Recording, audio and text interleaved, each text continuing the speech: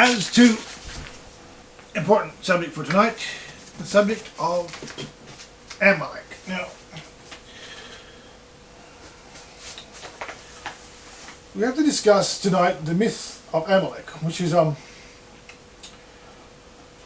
rabbinical myth of Amalek, which is actually very much an important part of Israeli politics, and it's part of very much a sort of foundational myth of Israeli apartheid, and it's a foundational myth of obviously American foreign policy. But there's this idea of Amalek. Now, who are the Amalekites? There's a rabbinical myth of Amalek, but I would immediately make dispute with the rabbinical idea that you will read like in 1,000, maybe 100,000 websites on the internet, you will say Amalek is a descendant of Esau, because Esau had a grandson in Genesis called Amalek. But I would contend that this Amalek, grandson of Esau, was so named simply because there was a tribe of Amalekites in the region. Now, the Amalekites are mentioned in Genesis 14 in the time of Abraham, the battle of the four kings. The four kings from Mesopotamia, they attack, they attack the Sodomites, attack, Sodom and all the men of that region, the cities of the plain, and all the country of the Amalekites. Now, this is the time of Abraham and Lot, which is an important thing to observe, because now, the Amalek, who was the grandson of Esau, must have been, in the genealogies of the Genesis narrative even, that Amalek must have been the great-great-grandson of Abraham.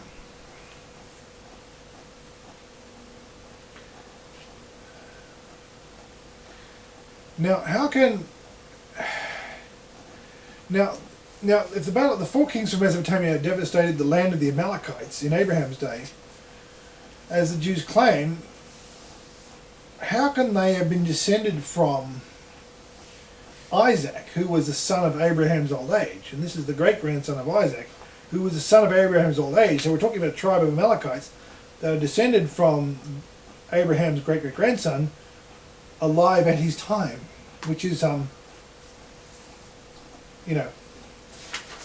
Anyway, I'll leave you to conclude with that. Now, the rabbis get around this difficulty by saying that during the slavery in Egypt, the Edomite Amalekites grew numerous and populate the Negev, because Esau was, the progenitor of the Edomites.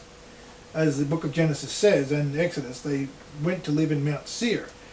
And so the Edomites were living in the Mount Seir region, which is about, on the Transjordan, Transjordan south of the Dead Sea, which is actually quite a nice place. We haven't been there, but that's the general region of Petra and all that. But the rabbis invent this idea of the Edomite Amalekites who populated the Negev, and what they say is when Moses said the land of the Amalekites,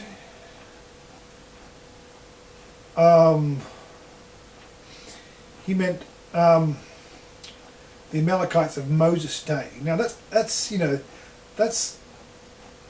anachronism. Okay, they charge Moses making an anachronism, that's saying, well, I mean, the Amalekites. But this sounds like there's something they're forced to say, obviously, because if they can't retain the idea of the Amalekites being descended from Esau without resorting to this anachronism. Now, you'll find on the internet many books which try to say that a lot of the Canaanite tribes were somehow descended from the Amalekites. Which, I mean, there's no evidence for any of this stuff. It's just at the end of the day, just wild speculation. Now, furthermore, I mean, there's more than one rabbinical theory of the Amalekites. I mean, there's the Hyksos Amalekite Theory. See, there's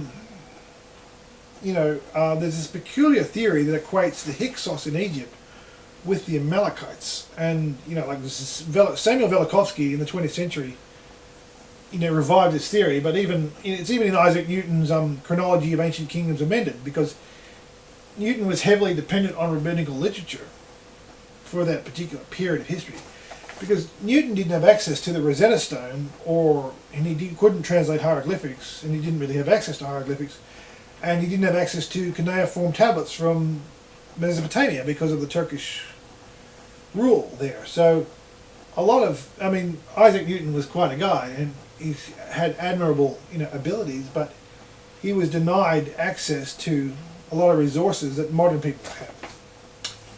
So he was mistaken at this point. So there's two aspects to the Amalekite theory. The Amalekites migrated west from the Negev, say, to Egypt about the time of the Exodus, and they had a battle, which is recorded in Exodus.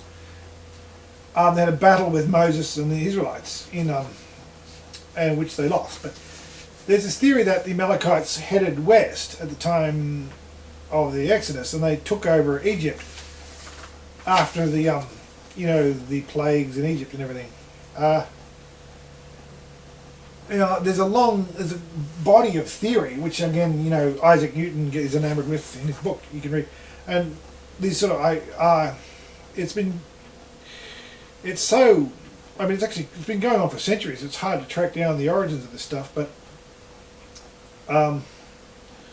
there's this theory that Newton goes on with that up until the time of King David, the Amalekites were ruling in Egypt. Now, the book of Samuel portrays the Amalekites living in the Negev area, because when he was working for, he's working for the king, one of the Philistine kings, he was conducting raids, and he was living in, in Ziklag. Is it called Ziklag? And he was conducting raids on the Amalekites in the Negev area.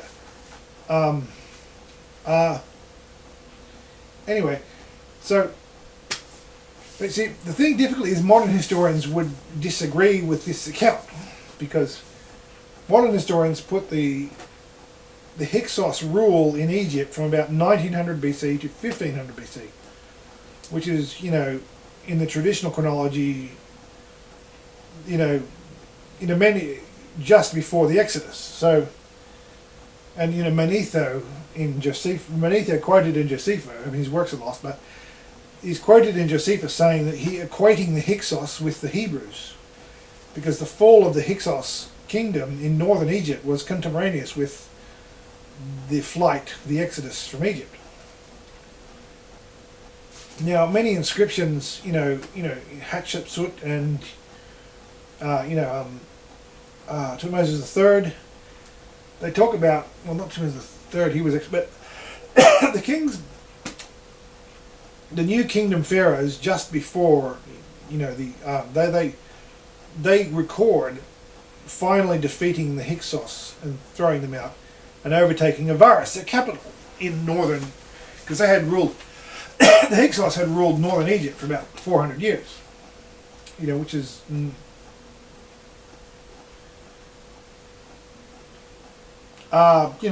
surprisingly enough, sort of contemporaneous with the Hebrew slayer in Egypt, period. But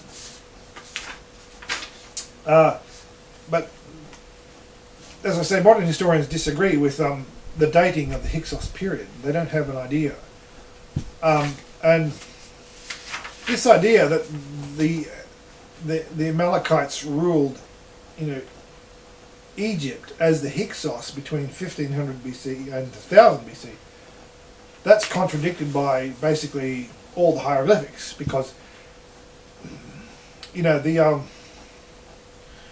Ramses, the 18th dynasty, the 19th dynasty, Ramses, Meneptah, all those guys, who recorded all their exploits on, the temple of Amun at Karnak. they were, famous Ramses, who built he built the city of the lost, Well, it's in Indiana Jones. The lost city of Tanis. But that city of Tanis, where later on, the king, with the Shishak, about around 1000 BC. I think it was the 22nd dynasty. But anyway, all those kings, after the failure of, I think it was in 17th dynasty under Tutankhamun, and the famous death of Akhenaten, Tutankhamun, and but see, the problem with this idea of the Amalekite Hyksos regency, interregnum in Egypt in 1500 to 1000 BC, that's just, there's no evidence for it. There's no evidence for that in the history books. There's no evidence that in hieroglyphics.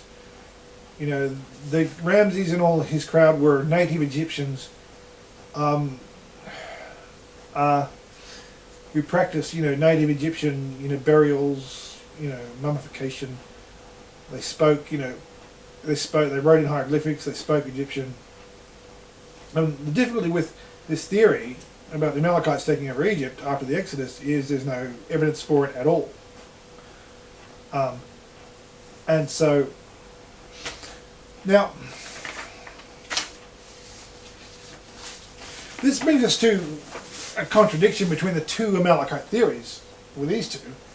I mean, the Amalekites passed the Hebrews on their way out of Egypt. And then they also say that Moses called the Negev the land of the Amalekites in Genesis 14.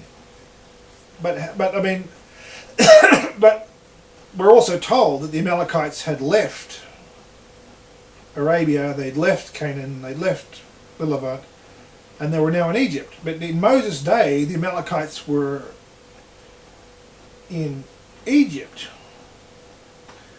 on my right, and the Israelites were wandering around, say, the Dead Sea area.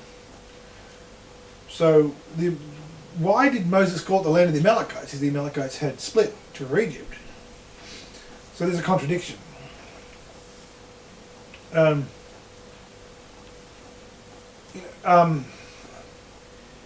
Between these two, anyway. So this is, furthermore, there's this idea of the rabbinical literature connecting Amalek in some kind of mystical, metaphysical way. All the enemies of the Jews are Amalekites, or the descendants of Amalek. I mean, like there's this thing that the Haman, the Agagite, in Esther, the book of Esther is, it's about, like 500 years after, King Saul and King David. But in Babylon, this Haman, the bad guy in Esther, is supposedly a descendant of the Amalekites. But there's difficulties with the text there, but which I've gone into in another paper. But see, I would argue this is really a concept of what's behind this is a kind of Zoroastrian, Persian type social political dualism.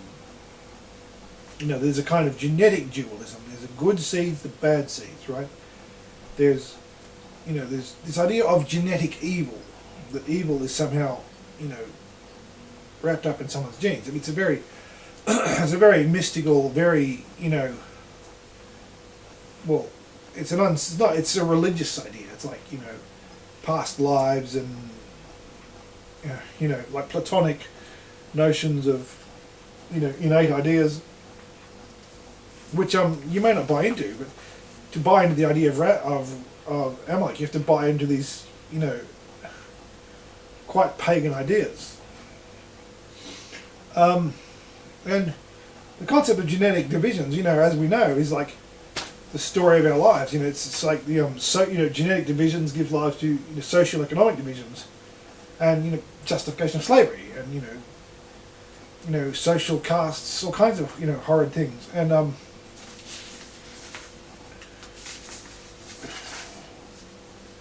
and so anyway, but many writers try to say, well, the fact that rabbinical myths, don't square with modern historians, modern secular historians, and they say, well, the Bible, has precedence over, paganism, secular history.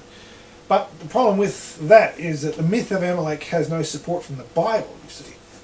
The myth of Amalek is just some made-up stuff. And it's got no support from the Bible. They try to, sort of find some verses that sort of could be talking about, but it's all weak. It's all lame. And see, that you can't say that Amalek's from the Bible. Amalek is a myth. It's got no support from the Bible and no support from historians. And this